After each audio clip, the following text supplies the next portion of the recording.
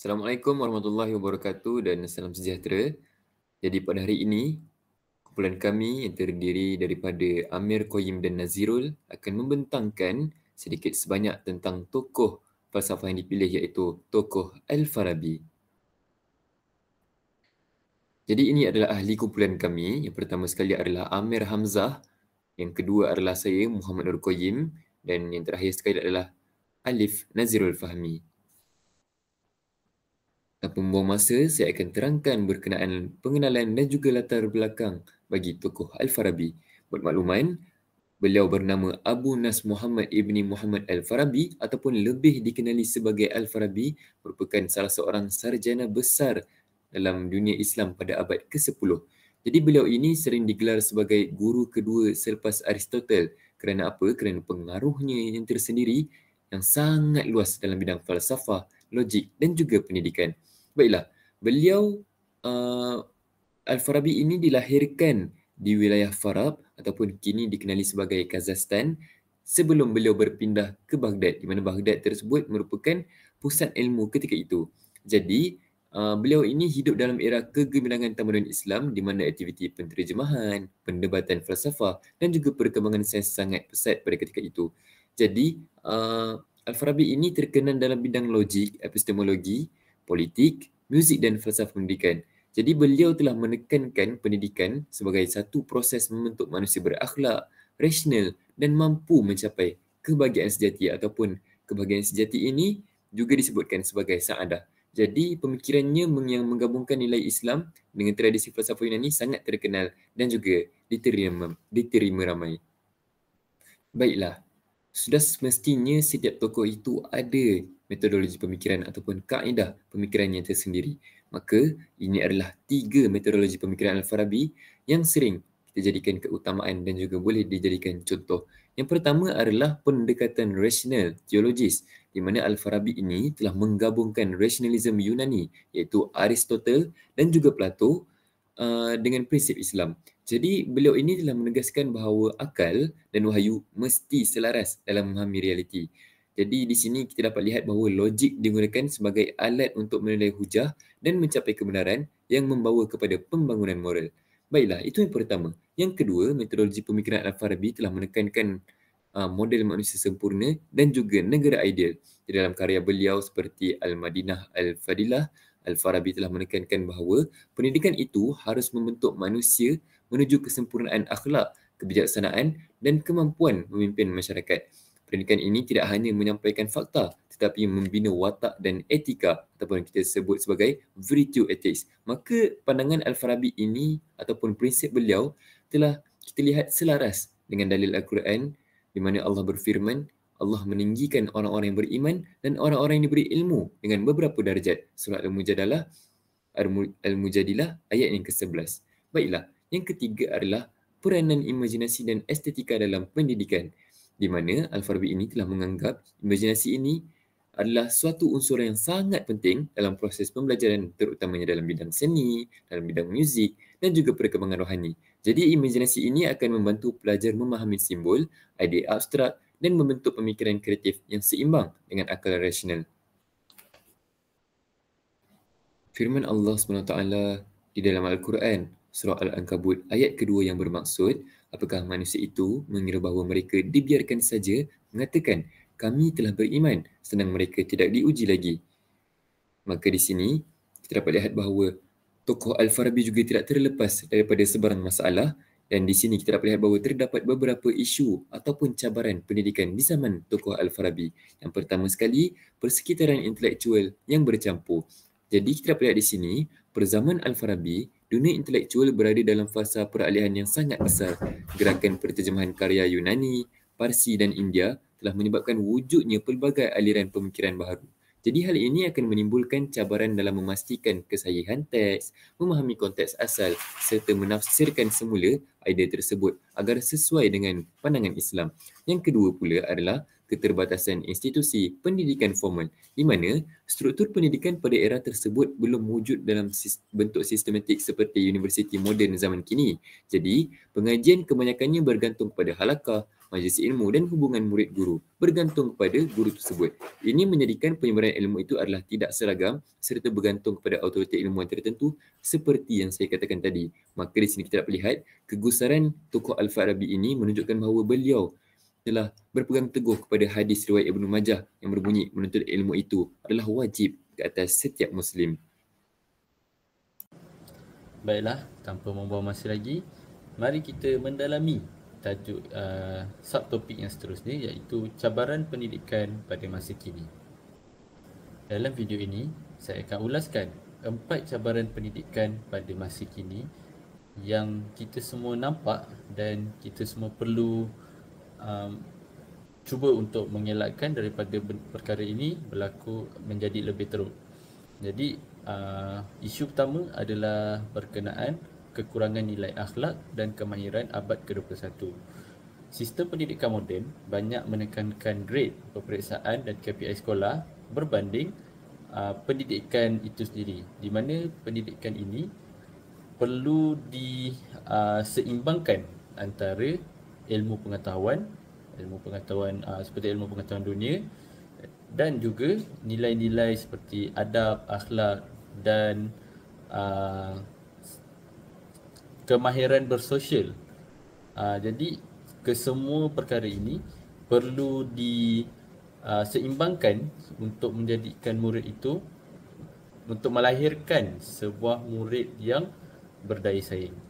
Baik, seperti mana hadis sunan hadis yang dikeluarkan yang sunannya Ibnu Majah, iaitu hadis 224, beliau mengatakan menuntut ilmu itu wajib ke atas setiap Muslim. Jadi hadis ini menegaskan ilmu ni bukan sekadar akademik semata, tetapi juga ilmu untuk meningkatkan kualiti diri dan masyarakat. Apa contoh ilmu yang meningkatkan kualiti diri dan masyarakat ni? Contohnya adalah ilmu berkaitan adab, ilmu berkaitan teknologi, ilmu berkaitan sosial, tentang bagaimana kita nak bersosial dengan orang lain, bagaimana kita nak menghormati orang yang lebih tua dan seterusnya lah. Baik, isu kedua yang akan saya bincangkan pada hari ini adalah krisis identiti dan moral dalam masyarakat digital global. Seperti mana kita tahu, masyarakat digital global ini berdepan krisis identiti dan kemerosotan moral akibat pendedahan maklumat tanpa batas. Seperti mana kita tahu, internet pada zaman sekarang atau internet pada masa kini tidak mempunyai batas, sama ada negara ataupun negeri, tidak kisah apa pun dia punya halangan, tiada batas untuk mendapatkan pendedahan maklumat daripada sembarang sumber melalui internet. Perkara ini boleh dikatakan bagus, tetapi boleh juga dijadikan suatu perkara yang tidak bagus, di mana seperti mana yang saya katakan tadi, krisis identiti, di mana orang yang kita sebagai pengguna internet ataupun pengguna media sosial, kita terlalu meniru identiti luar yang kadang-kadang tidak bermoral, dan kita juga turut menormalisasikan perkara seperti itu. Seperti contohnya, bila kita nampak ada satu trend yang tengah hangat di TikTok, kita terus mengikut trend tu tanpa melihat latar belakang trend tu.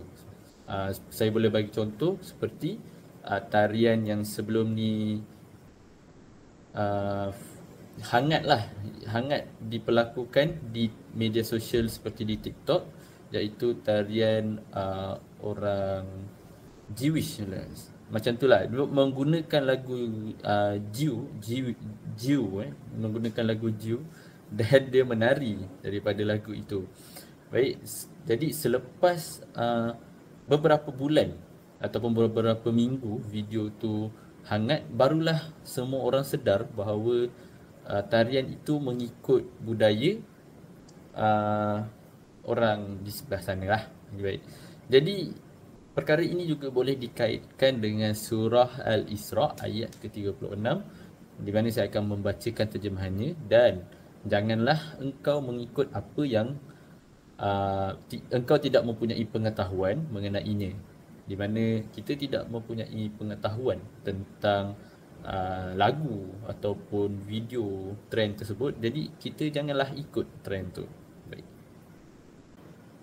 Susulan daripada dua cabaran yang dibincangkan tadi, saya akan bincangkan lagi dua cabaran yang dihadapi dalam bidang pendidikan pada masa kini, iaitu jurang digital antara murid bandar dan luar bandar. Seperti mana kita tahu, murid di bandar mempunyai akses digital yang lebih tinggi ataupun lebih baik daripada pelajar-pelajar yang berada di luar bandar.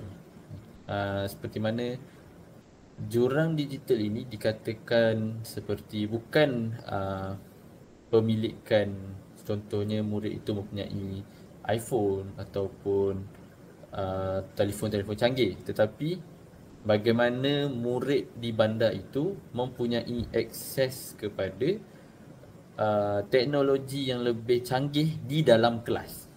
Contohnya, seperti mana kita tahu, pelajar sekarang, pelajar dalam sekolah bandar, sekolah yang membangun, sekolah yang di mana tempatnya membangun, bila kita tengok sekolah dia ni, dia mempunyai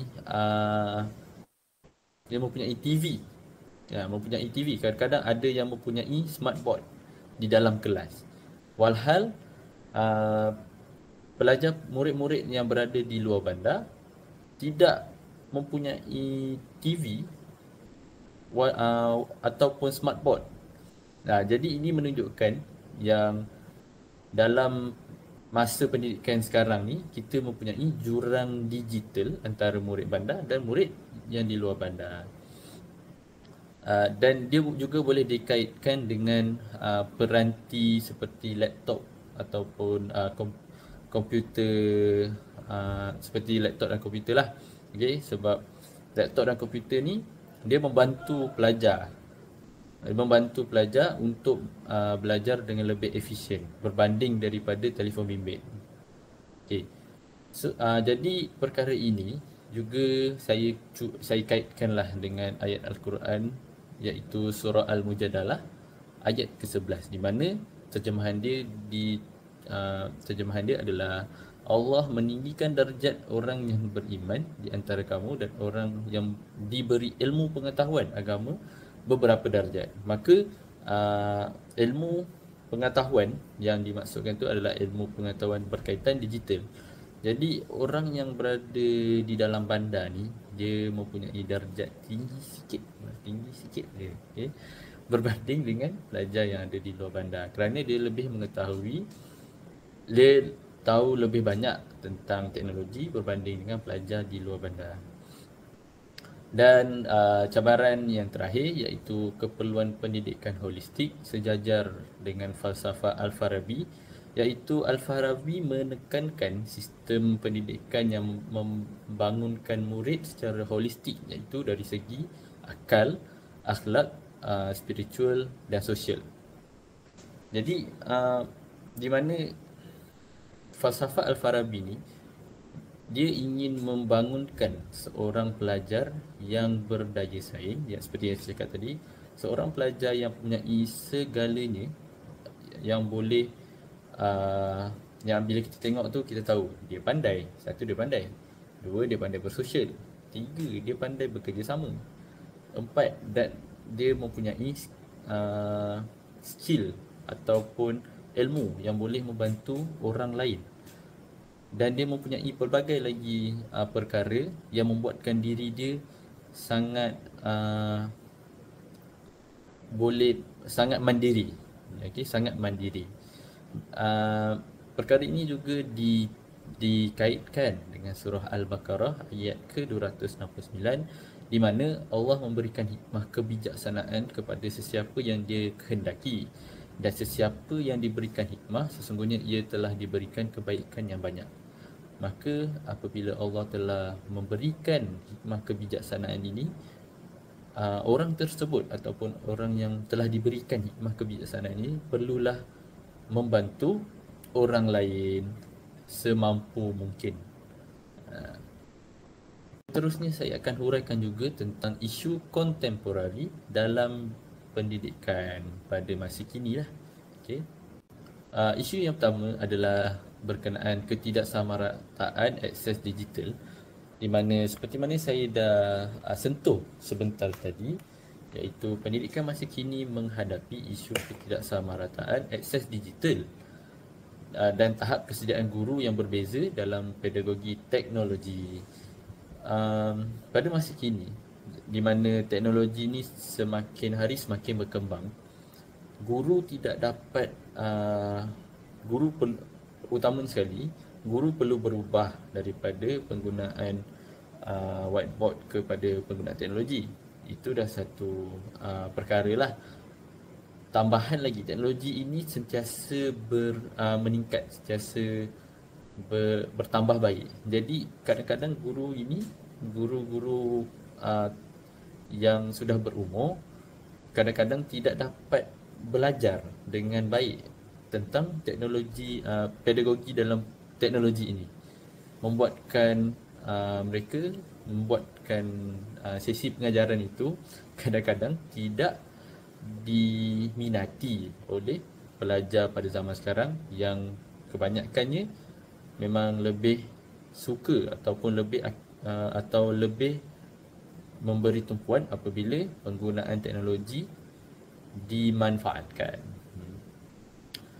Terjemahan daripada surah Al-Hujurat ayat ke-6 boleh dikaitkan seperti mana: wahai orang-orang yang beriman, jika datang kepada kamu seorang fasik membawa suatu berita, maka selidiklah untuk menentukan kebenaran, supaya kamu tidak menimpakan sesuatu kaum dengan perkara yang tidak diingini.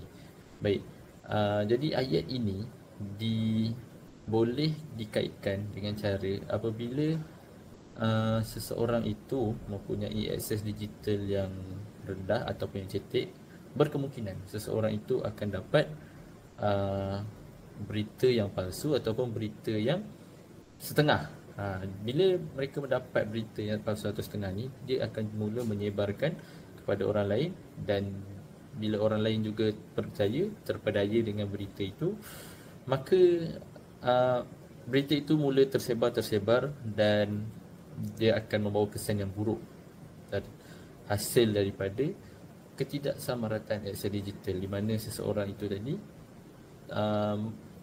tidak mempunyai akses digital yang cukup baik untuk melihat, untuk memastikan berita yang disampaikan itu adalah tepat ataupun benar.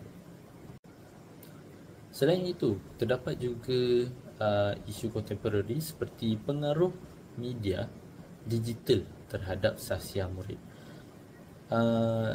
Isu ini sangatlah hangat dan sangatlah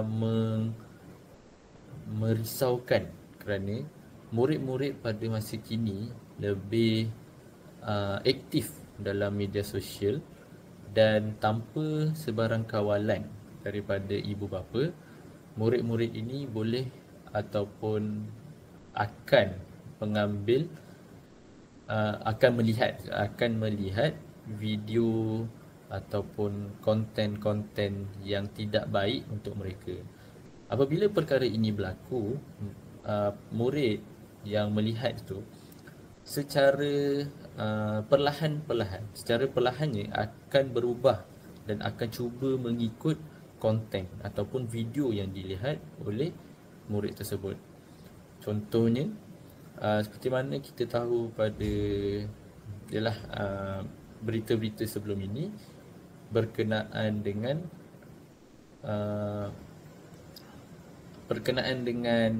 media digital ini, seperti Roblox. Isu ini sangat hangat, mana seorang abang mengkelar tangan adiknya, mungkin macam itulah, mengkelar tangan adiknya kerana adiknya membuang akaun Roblox yang mempunyai 1 juta mata di dalam akaun itu. Seperti mana saya katakan, perkara ini bukanlah satu perkara yang boleh difikirkan oleh kanak-kanak tanpa pandangan dari luar ataupun tanpa hasutan dari luar. Okey, mungkin abang itu melihat movie ataupun melihat kandungan video yang mempunyai unsur-unsur unsur-unsur yang ganas, di mana seorang kanak-kanak pada umur belasan tahun boleh buat perkara sedemikian. Baik. Jadi menurut surah Al-Isra ayat ke-36, dan janganlah engkau mengikut apa yang engkau tidak mempunyai pengetahuan mengenainya. Ayat tadilah, sesungguhnya pendengaran dan penglihatan serta hati, semua anggota-anggota itu tetap akan ditanya tentang apa yang dilakukannya. Baik, potongan ayat yang pertama ini iaitu tidak dan janganlah engkau mengikuti apa yang engkau tidak mempunyai pengetahuan mengenainya, jelas mengatakan bahawa seorang pelajar ataupun seorang murid tidak boleh mengikut perkara yang dia tidak tahu. Okay. Dan jika dia tidak tahu sekalipun, dia perlu dikawal. Penggunaan media itu perlu dikawal oleh orang yang lebih dewasa daripada pelajar tersebut. Tak kira lah sama ada bapa dia sendiri ke ataupun parents ataupun penjaga, abang, kakak, tak kisahlah siapa. Dan yang terakhir sekali adalah jurang literasi digital dalam kalangan rakyat, di mana ada sesetengah rakyat yang boleh yang mempunyai literasi digital yang tinggi, dan ada sesetengah lagi rakyat yang mempunyai literasi digital yang rendah. Perkara ini sangatlah dia boleh membawa kesan yang bahayalah dengan pembangunan AI. Dengan pembangunan AI pada zaman kini, video ataupun kandungan yang hampir tepat pada realiti, saya boleh katakan begitu, sangat tepat pada realiti, boleh dibuat dan boleh disebarkan secara mudah. Apabila perkara ini berlaku, seseorang yang mempunyai literasi digital yang rendah boleh terus terpedaya dengan video seperti itu. AI pada masa kini sangatlah realistik, di mana video yang dibuat daripada AI itu kadang-kadang tidak mempunyai cacat celah seperti mana kita tengok video yang dibuat pada 2 atau 3 tahun yang lepas. Okay, pada masa kini video yang dibuat oleh AI sangatlah realistik. Realistik di mana kadang-kadang ada rakyat ataupun ada pengguna media yang boleh terpedaya dengan video tersebut. Baik, jadi perkara ini boleh menjerumus pada penipuan digital dan boleh mengabaikan etika cyber. Orang yang membuat tu memang mengabaikan etika cyber lah. Tapi kita sebagai pengguna ni pun, kita sebagai pengguna perlu memastikan kandungan yang kita lihat itu adalah betul atau tidak. Seperti mana surah Az-Zumur, potongan ayatnya adalah, adakah sama orang yang mengetahui dengan orang-orang yang tidak mengetahui? Adakah sama orang-orang yang mengetahui dengan orang-orang yang tidak mengetahui? Maksudnya, adakah mereka ini sama? Orang yang mengetahui di sebelah kanan dan orang yang tidak mengetahui, adakah kedua-dua ini sama? Tidak sama sekali. Seterusnya, kita akan masuk kepada hubungan pemikiran tokoh dengan dasar pendidikan digital dan masyarakat. Pemikiran Al-Farabi tentang masyarakat, ilmu dan pendidikan menunjukkan keserasian yang sangat relevan dengan dasar pendidikan digital masa kini. Sebagai tokoh falsafah Islam yang menekankan pembangunan insan, Al-Farabi melihat masyarakat ideal iaitu Al-Madinah Al-Fadilah sebagai masyarakat yang berasaskan ilmu, kebijaksanaan dan kerjasama. Ketika dihubungkan dengan dasar pendidikan digital moden, sangat jelas bahawa gagasan Al-Farabi dapat menjadi prinsip asas dalam memastikan pembangunan masyarakat berteknologi tetapi tetap beretika dan berkeprimanusiaan. Baik, kita akan masuk kepada hubungan yang pertama, hubungan pemikiran Al-Farabi dengan dasar pendidikan digital. Yang pertama, pendidikan dijadikan sebagai jalan mencapai kesempurnaan insan. Al-Farabi menekankan bahawa tujuan pendidikan adalah membawa manusia ke arah kamal, iaitu kesempurnaan, iaitu pencapaian akal dan pembinaan akhlak. Dalam era digital, konsep ini selari dengan dasar pendidikan digital yang menekankan pembangunan pemikiran kritis, literasi digital serta etika ketika menggunakan teknologi. Al-Quran turut menegaskan, A'udzubillahi minasyaitonirrajim, Irfa'illahu allazina amanu minkum wallazina utul ilma darajat. Sadaqallahul azim. Allah mengangkat darjat orang beriman dan orang yang diberi ilmu beberapa darjat. Dalam surah Al-Mujadalah ayat ke-11. Hal ini menunjukkan bahawa penggunaan teknologi digital dalam pendidikan harus mengutamakan peningkatan ilmu dan bukan sekadar hiburan atau penyebaran maklumat yang tidak sahih. Yang kedua, teknologi merupakan sebagai alat, bukan matlamat. Al-Farabi menegaskan bahawa alat, iaitu wasail, harus mengarah kepada tujuan utama, iaitu pengetahuan dan kebahagiaan sejati, sa'adah. Ini sangat relevan dengan pendidikan digital yang menuntut penggunaan teknologi secara beretika dengan tujuan pembelajaran serta mengelakkan kerosakan sosial seperti penipuan digital, buli cyber dan penyebaran fitnah. Al-Quran juga turut melarang penyebaran maklumat palsu. A'udzubillahi minasyaitonirrajim. Ya ayyuhallazina amanu in ja'akum fasikum binaba'in fatabayyanu. Maksudnya, wahai orang-orang yang beriman, jika datang kepada kamu seorang fasik membawa suatu berita, maka selidikilah kebenarannya. Surah Al-Hujurat ayat ke-6. Ayat ini sangat rapat dengan literasi digital seperti fast checking dan keselamatan maklumat. Seterusnya, kita akan pergi kepada hubungan pemikiran Al-Farabi dengan dasar pendidikan masyarakat. Isi pertama, pendidikan sebagai tulang belakang pembangunan masyarakat. Al-Farabi melihat masyarakat sebagai sebuah struktur berhierarki yang tidak dapat berfungsi tanpa ilmu dan bimbingan moral. Dalam Al-Madinah Al-Fadilah, beliau menegaskan bahawa masyarakat yang baik ialah masyarakat yang menggalakkan penyebaran ilmu, memartabatkan ahli berpengetahuan dan mengamalkan nilai kerjasama demi kebahagiaan umum. Hal ini sangat selari dengan dasar pendidikan masyarakat Malaysia seperti dasar pendidikan sepanjang hayat iaitu dari 2011 hingga kini yang memberi akses pembelajaran kepada semua lapisan masyarakat. Dasar pembangunan moden insan, dasar komuniti negara serta dasar kebudayaan dan pembinaan masyarakat madani. Kesemuanya berasaskan idea bahawa masyarakat yang maju adalah masyarakat yang celik ilmu dan beretika. Yang kedua, pembentukan identiti dan budaya ilmu dalam masyarakat. Al-Farabi menegaskan bahawa pembentukan budaya ilmu merupakan syarat utama Al-Madinah Al-Fadilah.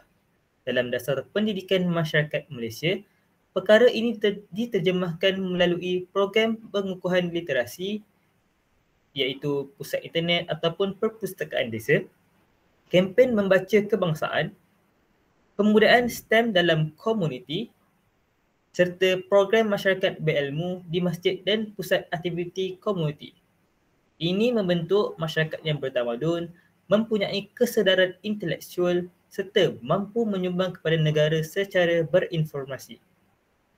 Ada hadis dari riwayat Muslim mengatakan, barang siapa menempuh jalan untuk mencari ilmu, Allah mudahkan baginya jalan ke syurga. Ini menjelaskan bahawa pendidikan masyarakat bukan sekadar keperluan sosial tetapi juga ibadah. Seterusnya, mari kita beralih kepada implikasi terhadap sistem pendidikan Malaysia. Implikasi yang pertama ialah penghasilan guru sebagai pemimpin pendidikan.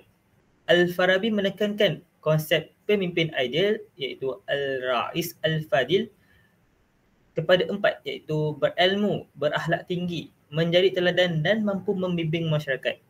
Dalam konteks Malaysia, kita dapat memberi implikasi kepada Standard Guru Malaysia SGM. Selain itu, program pembangunan profesional guru CPD dan profesionalism keguruan dalam Akta Pendidikan 1996. Implikasinya, guru perlu dilatih bukan hanya sebagai penyampai ilmu, tapi pemimpin moral dan intelektual dalam masyarakat digital. Yang kedua, mewujudkan masyarakat berilmu. Dalam Al-Madinah Al-Fadilah, Al-Farabi mendefinisikan masyarakat ideal sebagai masyarakat yang berasaskan ilmu, peranan pendidikan untuk semua dan peningkatan akal secara berterusan. Ini selari dengan agenda Malaysia seperti pendidikan sepanjang hayat, dasar pembangunan modal insan serta masyarakat madani. Implikasinya, sistem pendidikan Malaysia mesti terus memupuk budaya ilmu hingga ke peringkat masyarakat, bukan hanya di sekolah. Hadis daripada Sunan Ibn Majah, hadis 224 juga mengatakan, menuntut ilmu wajib ke atas setiap Muslim. Implikasi yang terakhir ialah pengukuhan etika digital dalam pendidikan era teknologi. Pemikiran Al-Farabi mengenai hikmah, adab dan pembinaan akal penting dalam pendidikan digital moden. Beliau menekankan akhlak itu sebagai syarat kemajuan, ilmu mestilah dipandu nilai dan penggunaan alat harus membawa kebaikan sosial. Ini sejalan dengan dasar pendidikan digital Malaysia kita iaitu DPDM dengan standard etika digital KPM dan cyber ethics for students MOE. Implikasinya, integrasi AI, ICT dan teknologi perlu disertakan dengan pendidikan etika digital seperti adab komunikasi, privasi data, literasi maklumat, pengelakan buli cyber serta kesedaran terhadap maklumat palsu. Penutup, secara keseluruhannya, pemikiran Al-Farabi memberikan asas falsafah yang sangat kukuh dan relevan kepada pendidikan moden, termasuk pendidikan digital dan pembinaan masyarakat. Beliau melihat pendidikan sebagai proses menyempurnakan akal, membina akhlak dan menghasilkan masyarakat berperanan, beradab dan berilmu. Pandangan ini seiring dapat dengan matlamat pendidikan Malaysia yang menekankan keseimbangan intelek, sahsiah, kerohanian dan kesejahteraan seperti termaktub dalam falsafah pendidikan kebangsaan iaitu FPK. Itu sahaja dari kumpulan kami. Sekian, terima kasih.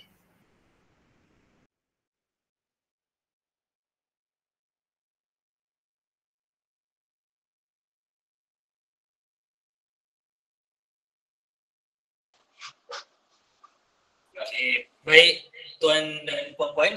Jadi ini adalah rujukan kami semasa menghasilkan tokoh-tokoh yang kami pilih ini iaitu tokoh Al-Farabi. Ini rujukan kami. Minta maaf, Encik boleh saya bertanya?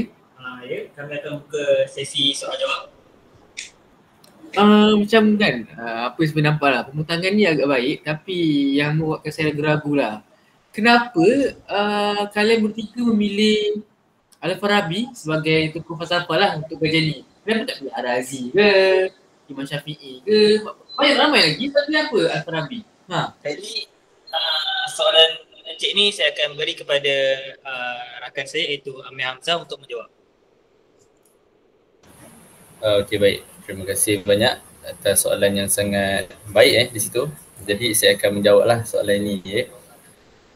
Kami memilih Al-Farabi ni kerana beliau bukan sahaja tokoh falsafah Islam tetapi juga tokoh pendidikan yang menggabungkan akal iaitu rasional dan wahyu.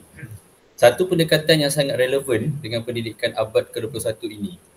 Pemikirannya tentang manusia sempurna, negara ideal, pembinaan akhlak dan perasaan ilmu sangat dekat dengan dasar pendidikan Malaysia seperti DSKP, PPPM dan inisiatif pendidikan digital. Jadi disebabkan itulah kami memilih tokoh Al-Farabi ini. Baik, terima kasih Amir Hamzah atas penerangan soalan itu tu. Jadi Nuzil Qayyum, adakah soalan anda terjawab?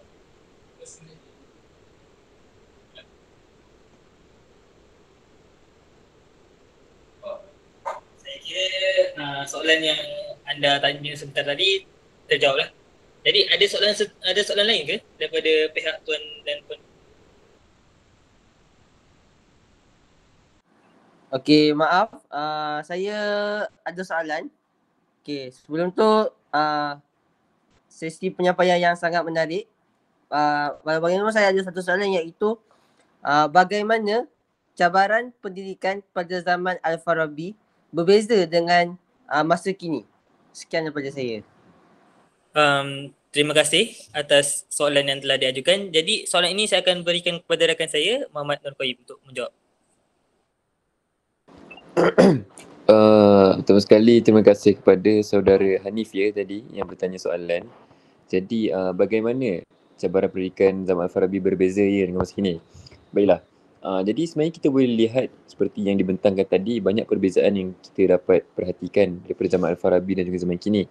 Di mana kalau kita tengok zaman Al-Farabi dahulu terdapat konflik antara tradisi agama dan pemikiran masyarakat Yunani ketika itu sendiri. Dan selain itu juga kurangnya institusi formal di mana pembelajaran hanyalah bergantung pada guru peribadi dan halakah sahaja. Berbeza dengan masa kini, mana zaman kini terdapat banyaklah orang kata institusi pendidikan yang formal seperti universiti ataupun institusi pendidikan yang lain.